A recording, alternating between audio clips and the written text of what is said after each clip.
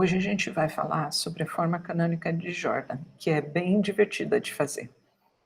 Vamos começar então considerando um espaço finito-dimensional U, esse espaço vetorial.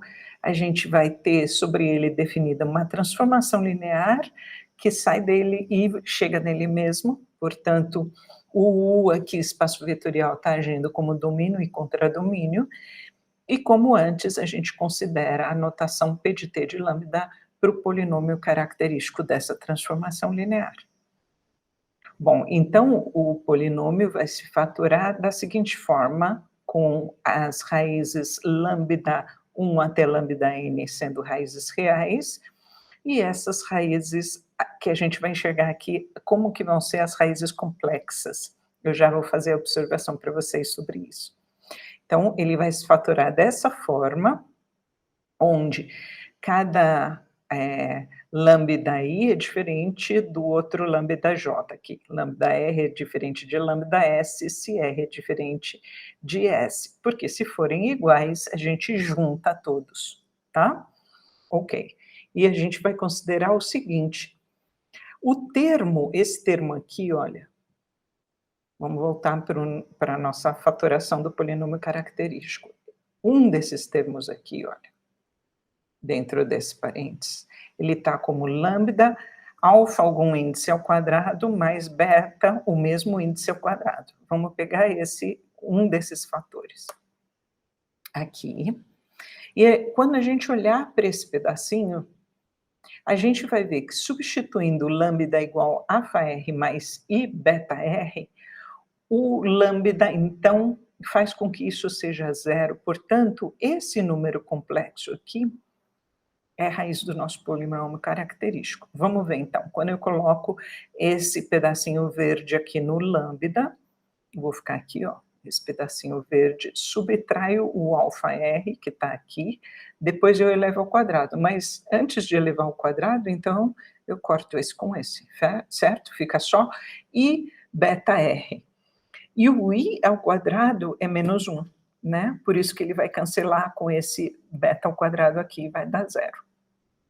Então, esse número aqui vai ser uma raiz complexa do nosso polinômio característico. Então, quando a gente conseguir enxergar o nosso polinômio característico escrito dessa forma, a gente consegue observar que os alfas dessa forma são as partes reais e os betas dessa forma são as partes imaginárias das minhas raízes complexas. E esses valores aqui em cima, eles vão ter a ver com com a multiplicidade algébrica dessas raízes complexas. Então, vamos lá. O que a gente tem? Se o lambda for um alto valor real da transformação linear T, a gente vai escrever J lambda R para a matriz que é quadrada R por R, onde todos os elementos da diagonal principal são lambda, e logo acima da diagonal principal, todos os elementos são iguais a 1. Assim, dessa forma, olha, na diagonal principal aqui, ó, a gente tem lambda, nesse pedaço aqui todo, e aqui, logo acima, a gente tem 1 para todo mundo, tá? Com essa matriz que é R por R aqui. Ok. Se a gente tiver uma raiz que é complexa, e se o R agora for par, vocês vão ver claramente porque a gente precisa que, nesse caso, o R seja par, então a gente vai definir uma matriz que é do tipo assim, olha. Ela tem na diagonal blocos que são alfa, alfa na diagonal, e depois beta e menos beta aqui nessa diagonal secundária. E por que precisa do R ser par? Porque eu tenho bloquinhos 2 por 2, tá? Na diagonal toda. E aí, logo acima, terminando os bloquinhos, quando a gente termina essa diagonal com blocos, que seria uma coisa assim, vai. Acima, a gente vai colocar 1, tá? Então a gente vai chamar esse tipo de matriz, a gente vai denotar R, alfa, beta, R1, né, alfa, beta, que estão compondo os blocos da diagonal, e a matriz vai ser R por R, onde esse Rzinho é par, um número par. E voltando, no caso de valor real para os nossos autovalores, é só colocar lambda na diagonal e 1 logo acima, tá? E nesse caso, R aqui pode ser qualquer número inteiro positivo, tá? Então vamos lá. Que mais? Que mais de notação? A gente vai considerar o seguinte: se eu tiver B1, BK, matrizes quadradas, não necessariamente de mesma ordem. A matriz B1 pode ser 2 por 2, por exemplo. A matriz B2 pode ser 4 por 4. A B3 pode ser 2 por 2 de novo, e assim por diante. A gente vai definir, escrever dessa forma, isso vai ser uma notação com diag aqui, B1 até BK, como sendo uma matriz quadrada de ordem igual à soma das ordens de cada uma dessas, onde eu tenho na diagonal esses blocos. Eu tenho a B1, a B2 até a BK. Lembrando que elas não precisam ser de mesma ordem, tá? Mas eu tenho, cada uma delas é um bloco quadradinho, tá? Por exemplo, se eu tiver B1, essa daqui 3 por 3, e B2, essa daqui 4 por 4, olha, na B1, eu estou olhando aqui na minha diagonal, eu tenho 2, que é um valor real, e logo acima 1.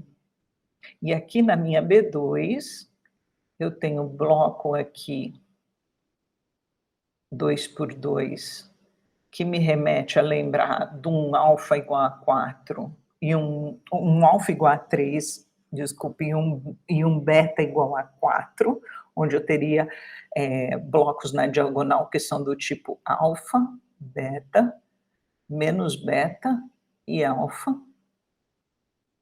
E aí, quando eu terminar essa questão de considerar uma diagonal de blocos aqui, aí eu ponho 1 logo acima. Se eu tivesse a situação com esse B1 e com esse B2, então o diag B1, B2 vai ser uma matriz diagonal, onde eu vou ter aqui, olha, B1 e a B2 aqui. Tá? Ok, essa vai ser a nossa notação. Com isso, a gente tem um teorema que é chamado a forma canônica de Jordan, e que, quando a gente tiver um espaço vetorial de dimensão finita e uma transformação de U nele mesmo, que é linear, o polinômio característico dado dessa forma, né, onde cada R aqui e S diferentes vão implicar que o lambda R e o lambda S são diferentes, mesma coisa para esses parzinhos das entradas de parte real e imaginária de cada raiz complexa. Então vai existir uma base B do nosso espaço vetorial U, de forma que a matriz da transformação na base B é uma matriz que na diagonal tem blocos J1 e J1 até JP e R1 até RQ, onde então a gente vai pôr aqui os blocos na forma de Jordan, que a gente vai dizer aqui para as raízes reais e aqui para as raízes complexas em seguida. Tá? Então, cada bloquinho desse é um bloco de Jordan. Esses aqui são com relação às raízes reais e esses com relação às raízes complexas. Então, onde esses são blocos dessa forma, que são aqueles blocos onde eu tenho lambda na diagonal e logo acima uns, e os R são da outra forma, onde eu vou ter bloquinhos 2 por 2 com as partes reais e imaginárias da minha raiz complexa, tá bom? Isso para cada raiz complexa. Vamos ver exemplos de como a gente vai encontrar essa questão em exercícios práticos. O primeiro exercício fala o seguinte: encontre as possíveis matrizes na forma canônica de Jordan de uma transformação linear T, cujo polinômio característico é... E foi dado o polinômio característico. Não foi falado do domínio e do contradomínio da T. Né? Então, a gente não sabe qual é o espaço vetorial que estamos lidando, mas a gente sabe a cara do polinômio característico. Que informações a gente pode ter desse polinômio característico? A gente sabe que a gente tem uma raiz real que é lambda igual a 2, e que essa lambda igual a 2 tem multiplicidade 3, que é esse numerinho aqui. Multiplicidade com multiplicidade algébrica. E depois a gente tem lambda igual a 1, também é uma raiz do polinômio, que a gente está vendo a partir disso aqui, e aqui está elevado a 1, então a multiplicidade algébrica do alto valor lambda igual a 1 é 1 também, tá? Então vamos lá. T possui dois autovalores, um é o lambda 1, com multiplicidade algébrica 1, que é esse 1zinho que tem aqui, e o outro é o lambda igual a 2, com multiplicidade algébrica 3, porque é esse 3zinho que está aparecendo aqui. Com relação ao alto valor lambda igual a 1, o que a gente tem?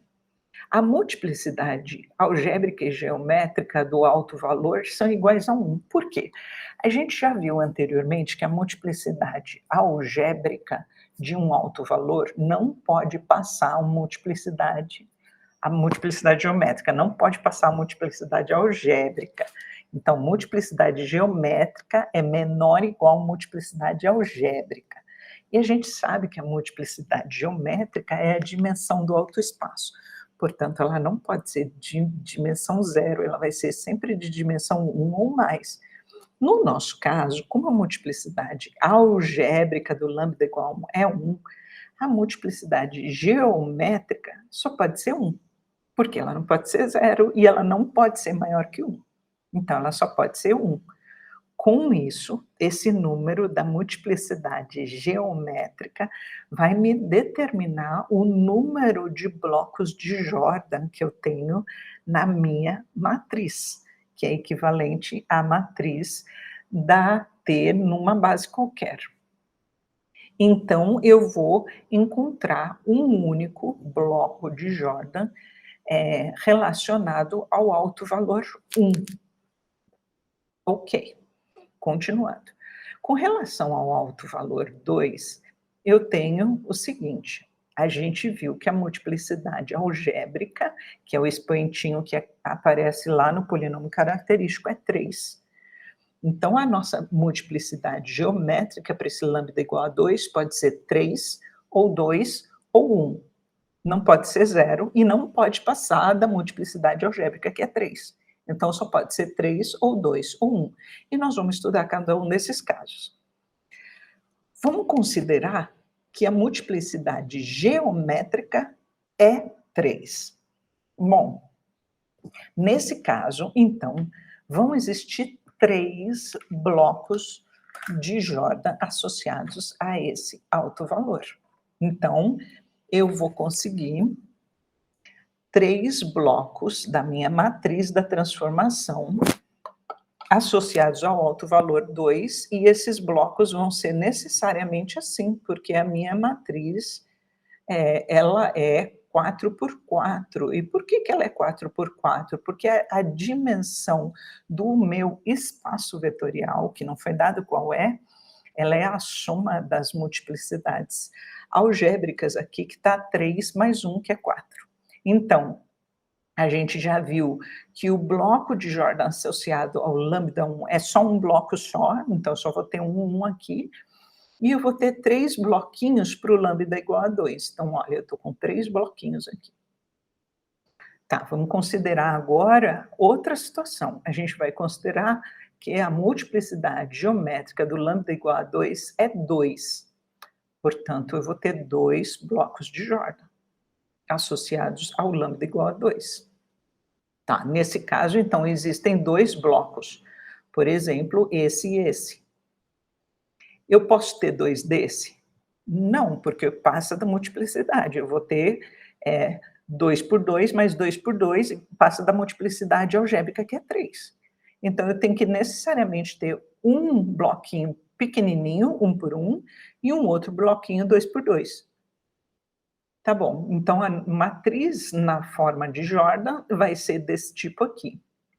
Umzinho que já estava para o nosso lambda igual a 1, que esse aí a gente já tinha encontrado, a multiplicidade algébrica e geométrica são iguais a 1, e agora a gente tem 3 vezes o número 2 que aparece, e esse 3 vezes aqui, ele vem da multiplicidade algébrica, mas quantos blocos vem da multiplicidade geométrica? E agora eu estou considerando que a multiplicidade geométrica é 2, então eu vou ter 2 blocos. Então, eu posso colocar, por exemplo, esse aqui e esse aqui. Tá? E a gente pode colocar essa opção de matriz na forma canônica de Jordan. Poderia ter colocado ao contrário, por exemplo, o 2, esse bloquinho menorzinho primeiro e esse bloquinho depois? Poderia. Então, essa é uma matriz na forma de Jordan. E poderia ter colocado primeiro os autovalores 2, que é o lambda igual a 2, e depois o autovalor lambda igual a 1, também poderia. Portanto, haveria mais de uma tipo de matriz. E aí, a base que você pega de autovetores associados aos autovalores é que importa em que ordem que você está colocando esses autovetores, tá? Mas isso a gente não vai levar em consideração nesse momento. Aí, uma outra opção ainda aqui é que a multiplicidade algébrica do lambda igual a 2 seja 1. A gente já considerou, se ele fosse, essa multiplicidade geométrica fosse 3, aí teriam 3 bloquinhos. Nesse caso de 3 bloquinhos, a gente teria uma matriz diagonal, e aí a transformação seria diagonalizável. Depois, quando a multiplicidade geométrica do lambda igual a 2 é 2 bloquinhos, e agora, quando a multiplicidade geométrica do lambda igual a 2 é 1, e eu tenho, então, um bloquinho de Jordan, um bloco só. Então, o que eu tenho? Vamos lá. Eu vou ter um bloco que é assim. O 2, ele aparece 3 vezes, por causa da minha multiplicidade algébrica, aquele expoente do polinômio característico. Mas a quantidade de uns aqui em cima, ela vai ser definida a partir do número de blocos de Jordan que eu vou ter na minha diagonal. Então, nesse caso, que eu tenho um bloco de Jordan, então eu só vou ter uma matriz assim, eu vou completar com uns aqui em cima. Então, a matriz da transformação T, na forma de Jordan, vai ser dada, como a gente já viu antes, e eu estou repetindo em cada item. A gente já tem isso, que eu tenho um bloquinho para o lambda igual a 1, porque a multiplicidade algébrica e geométrica deles coincidiram e foi igual a 1. E aqui eu tenho, porque eu estou considerando a multiplicidade geométrica do lambda igual a 2 sendo 1, eu tenho um blocão. E esse blocão para o lambda igual a 2 vai me fazer por esses uns aqui, que é o bloco de Jordan associado, no caso de eu ter valores reais. Agora a gente vai ver um exemplo onde a gente tem um polinômio característico de um operador linear que tem uma raiz complexa. Como é que a gente faz? De novo, não foi dado qual é o nosso espaço vetorial, só foi falado como que é o polinômio característico. Nesse caso, então, a gente consegue claramente observar que aqui eu tenho uma raiz real, que é o meu lambda igual a 1, com multiplicidade algébrica 2. Então, eu já vou refletir sobre esse assunto. A minha multiplicidade geométrica, que é a dimensão do autoespaço, ela vai poder ser no máximo 2. Então, vai poder ser 1 ou 2, e eu vou fazer os dois casos. Se ela for 2, eu vou ter 2 blocos de Jordan associado ao lambda igual a 1. Se ela for 1, eu vou ter um bloco de Jordan associado ao lambda igual a 1. Tá, mas e aqui, com esse pedaço aqui, que tem um lambda ao quadrado? Vamos lá, vamos reconhecer a nossa raiz complexa. Utilizando aquela notação do começo da aula, onde eu escrevi alfa, lambda menos alfa ao quadrado, mais beta ao quadrado, a gente vai querer pegar esse pedacinho aqui, reescrever dessa forma, de modo que eu consiga reconhecer quem é o alfa e quem é o beta. O alfa é a parte real da minha raiz complexa e o beta é a parte imaginária da minha raiz complexa. Então vamos lá. Eu consigo notar que eu tenho um alto valor, que é o lambda 1 igual a 1, que vem desse pedaço aqui com multiplicidade algébrica 2, e para esse outro pedacinho eu trago ele para cá e consigo escrever o 4 como 2 ao quadrado, e o lambda quadrado eu consigo escrever como lambda menos 0 ao quadrado, tudo isso elevado a 1. Então, o que eu observo? Eu observo que esse cara aqui, o 2, é a parte imaginária e esse 0 é a parte real, porque eu estou escrevendo assim, ó, lambda menos parte real, isso aqui ao quadrado, mais a parte imaginária ao quadrado. E depois estava escrito o quê? Tudo isso elevado aos p alguma coisa, certo? Um pzinho alguma coisa. Bom, então se a gente escrevendo aqui da mesma forma, a gente vai observar que o alfa é esse 0 aqui. E o beta igual a 2 é esse 2 aqui, ó, tá? Porque daí vai estar escrito dessa forma. Então, a minha raiz, ela tem parte real 0 e parte imaginária 2. Vou levar isso para o outro slide. Ó, ela é essa raiz aqui. E ela tem multiplicidade algébrica 1, que é aquele expoentinho lá do P. Então, a minha multiplicidade geométrica vai ser 1 também, portanto, eu vou ter um bloco de Jordan associado a esse alto valor do meu operador linear. Como é esse bloco de Jordan quando eu estou tratando de uma raiz complexa? Ele vai ser do tipo alfa, alfa na diagonal e beta menos beta aqui, certo? Beta menos beta. Vai ser um bloco assim. E eu vou ter um desses blocos que está dito aqui pela multiplicidade geométrica, tá? Então vamos lá, olha. O nosso alfa é 0, então vai ser 0 assim, e o nosso beta é 2, então é 2 aqui, e menos beta, que é menos 2 aqui. E eu tenho um só bloco. Agora nós vamos considerar o nosso lambda 1, que é o alto valor real. Vamos primeiro considerar, a gente viu lá que ele tem multiplicidade algébrica 2, que é o expoente no polinômio característico. Então, a multiplicidade geométrica não pode passar de 2, ela vai ser 1 ou 2. Vamos começar considerando que é 2. Se é 2, eu tenho 2 blocos de Jordan. Se eu tenho 2 blocos de Jordan associados a esse lambda 1 igual a 1, a minha matriz vai ser, ó, 2 bloquinhos associados ao lambda 1 igual a 1, e o que a gente tinha? Um outro bloquinho associado à parte complexa. É assim que a gente fica com a nossa matriz, tá? Poderia ter considerado primeiro o alto valor complexo e depois o real? Poderia, mas aí, nesse caso, você trocaria os autovetores de ordem numa possível base que você explicitaria para dar a matriz da transformação linear. Tá bom, agora vamos considerar que a multiplicidade geométrica do lambda igual a 1 é 1. Então, eu vou ter um bloco de Jordan associado ao lambda 1 igual a 1, que ele vai ser dessa forma.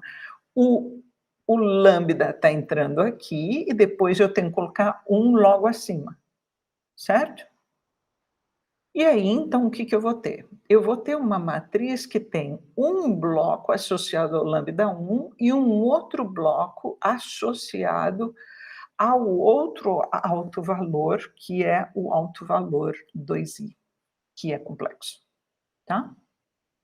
E com isso, a gente termina essa aula, e achar esses blocos de Jordan é uma coisa super divertida, porque a gente olha as multiplicidades algébricas e geométricas, a gente se diverte escrevendo esses blocos ou todas as possibilidades, dado um polinômio característico, tá? Espero que vocês tenham gostado. Até a próxima, pessoal. Tchau.